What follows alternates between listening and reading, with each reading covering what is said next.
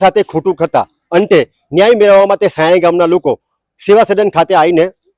Deputy collector Olpad પ્રાંતને આવેદનપત્ર આપ્યું છે। ત્યારે કોંગ્રેસના આગેવાન એવા દર્શનભાઈ નાયકના અધ્યક્ષસ્થાને આવેદનપત્ર અપાયું હોય ત્યારે આપણે દર્શનભાઈને પૂછીએ કે શું રજૂઆત છે અને આગલી શું રણનીતિ છે। જે દર્શનભાઈ,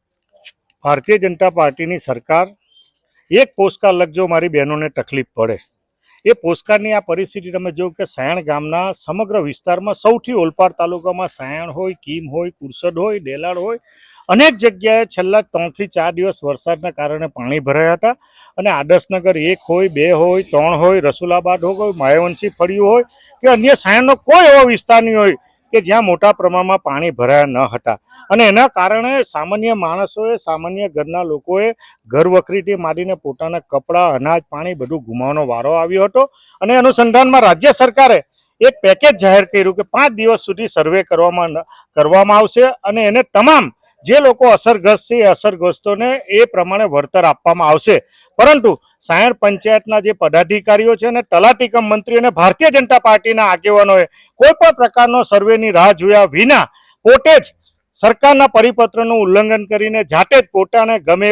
એવા લોકોને જે વળતર આપ્યું એનો અમને વાંધો નથી, પરંતુ ન્યાય બધાને સરખો મળવો જોઈએ। રાજ્ય સરકાર જ્યારે આટલા મોટા પ્રમાણમાં જાહેરાત કરતી હોય અને દરેક પ્રકારના માણસોને જે જ્યાં પાણી ભરાયું હોય એનો લાભ આપવા માટે રાજ્ય સરકાર કરતી હોય એ જ રાજ્ય સરકારનું પરિપત્રનું ઉલ્લંઘન અહીંયા સાયણ ગ્રામ પંચાયતના અધિકારીઓ અને તાલુકા પંચાયતના અધિકારીના મેળાપીપળામાં મોટા પ્રમાણમાં ગેરરીતિ થઈ છે, એની તપાસ થવી જોઈએ અને જે જવાબદાર હોય એની સામે પગલાં લેવા જોઈએ અને જે અસરગ્રસ્ત બાકી છે સમગ્ર ઓલપાડ તાલુકાના જે ગામોમાં આ પ્રકારની પરિસ્થિતિ થઈ એ સરકારી તંત્ર પાસે રેકોર્ડ છે જ કે આ જગ્યા આ સોસાયટીમાં પાણી ભરાય છે, એમાં ફોર્મ ભરવાનું હોય એનો પંચક્યાસ કરીને તાત્કાલિક અસરથી એને વળતર મળવું જોઈએ, એના માટેની માન્ય પ્રાંતને રજૂઆત કરી છે। દર્શનભાઈ, એવા પણ આક્ષેપ છે કે જ્યાં પાણી ન હતા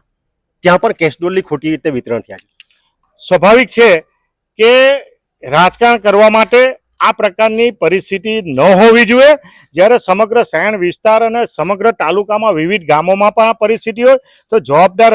પદાધિકારી તરીકે બધાએ ભેગા થઈને એ પ્રમાણે મદદરૂપ થવાની હોય, કોઈના ખભા પર હાથ મૂકીને એની વેદના આવા સમયે એને મદદરૂપ થવાનું હોય। પરંતુ માનીતાને જે રીતે વારંવાર કેશડોલની બાબતમાં જ્યારે આવા ગંભીર પ્રકારની ફરિયાદો થતી હોય તો એની તપાસ કરવાની પણ અમે માંગણી કરી છે અને જે લોકો બાકી છે એને પણ આ કેશડોલ મળવી જોઈએ। જો તંત્ર દ્વારા કોઈ પગલાં લેવામાં ન આવે તો યોગ્ય જગ્યાએ રાજ્ય સરકારમાં પણ માન્ય મુખ્યમંત્રીને પણ રૂબરૂ મળીને આ બધી બહેનોની સાથે અમે રજૂઆત કરવાના છે કે સમગ્ર વિસ્તારમાં એક સોસાયટીમાં લગભગ તમે આદર્શનગર 1, 2, 3, રસુલાબાદ, માયાવંશી ફળિયું, બીજી સોસાયટીમાં જો એ રહેતા લોકોને અમુક લોકોને વળતર આપવામાં આવી હોય, કેશડોલ આપવામાં આવી હોય અને બીજી જગ્યાએ જે બાકી રહી જતા લોકોને ન આપવામાં આવે તો સ્વાભાવિક છે આની પરથી પ્રસ્થાપિત થાય છે કે આ રાજકારણ કરવા માંગે છે, આવા લોકોને અન્યાય કરવા માંગે છે। આવા લોકોને કોઈ પણ સંજોગોમાં માફ ન કરવામાં આવે એ તાત્કાલિક અસરથી જે તલાટી કમ મંત્રી છે એને સસ્પેન્ડ કરવો જોઈએ અને તાલુકા પંચાયતના જે લોકોએ કેશડોલ અધિકારીએ આવી જે સર્વે કરવામાં ગેરરીતિ કરી છે, બેદરકારી દાખવી છે એની સામે પણ પગલાં લેવા જોઈએ એવી કલેક્ટરને જિલ્લા વિકાસ અધિકારીને અમે માંગણી કરી છે। સાયણ ગામની જનતા જ્યારે કેશડોલની માંગણી સાથે પંચાયત પર ગઈ ત્યારે પંચાયતના સત્તાધીશોએ પોલીસ બોલાવી હતી। મને દુઃખ સાથે મારે કહેવું જોઈએ કે સામાન્ય માણસ એ પેટીયું રડીને જીવતા હોય છે અને જ્યારે એને તકલીફ પડી હોય, પાણીમાં એને યાતના ભોગવી હોય તો સ્વાભાવિક છે કે પંચાયત ઓફિસ એ પહેલી પ્રાથમિક ભૂમિકામાં હોય છે અને એના અનુસંધાનમાં એને રજૂઆત કરવા માટે કોઈ પણ નાગરિક જતો હોય છે, એમાં કોઈ પોલીસ બોલાવવાનો પ્રશ્ન નહીં હોય। સ્વાભાવિક છે આજે પણ આપણે મળવા આવ્યો તો એની અંતર આત્મા વેદનામાં મને પણ કંઈ કહેતા હોય, અધિકારીને પણ કંઈ કહેતા હોય, કોઈને એવો આશય નહીં હોય। આ તકલીફમાં આપણે ખભે હાથ મૂકીને લોકોએ જ્યારે પદાધિકારી તરીકે આપણને ચૂંટીને મોકલાય તો વિશેષ જવાબદારી આપણી હોય। કદાચ કોઈ આપણને બીજી રીતે પણ કહેતા હોય તો પણ આપણે એને સહનશક્તિ કરીને એના દુઃખમાં મદદરૂપ થવાના પ્રયત્ન કરવા જોઈએ। આ ગંભીર બાબત છે ને સાયણ માટે આ બહુ ગંભીર બાબત છે કે આટલી બધી બહેનો જ્યારે એક પોસ્ટકાર્ડની રાહ જોઈને જ્યારે લખતી હોય તો કયા એ ભાઈ કઈ જગ્યાએ બેઠેલા છે કે એની વેદના સાંભળતા નથી, પરંતુ અમે ખાતરી આપીએ છીએ કે એમની વચ્ચે રહીને એમને ન્યાય મળવો જોઈએ અને રાજ્ય સરકાર જ્યારે મદદરૂપ થવાનો પ્રયત્ન કરતી હોય એનું પાલન કરવા માટે સાયણ પંચાયત અને તાલુકા પંચાયતના પદાધિકારીઓ રાજ્ય સરકારના પરિપત્રનું એ લોકો જ ઉલ્લંઘન કરતા હોય એટલે નવાઈની વાત અમને તો એ છે કે સરકારની સામે સરકારના જ લોકો આવું એ કરતા હોય એની ફરિયાદ કરવા માટે આ બહેનોની સાથે અમે આવ્યા છે।